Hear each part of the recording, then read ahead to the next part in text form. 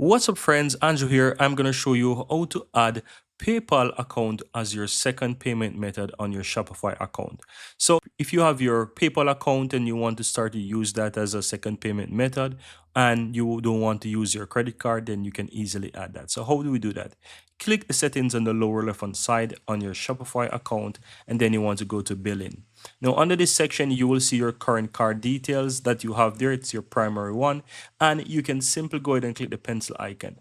Now, once you do that, you'll have the option to add a payment method. If you click on this, you will see that you have PayPal. So you can add PayPal. If you click on this, you'll be able to sign into your PayPal account. And once you sign into PayPal, the PayPal will be added here. Now, once this is added, you can switch the primary. You can say which one you want as a primary. So if you want to use PayPal as your primary, then you just need to basically switch that to PayPal. And that's all there is to it, guys. Very easy and very simple.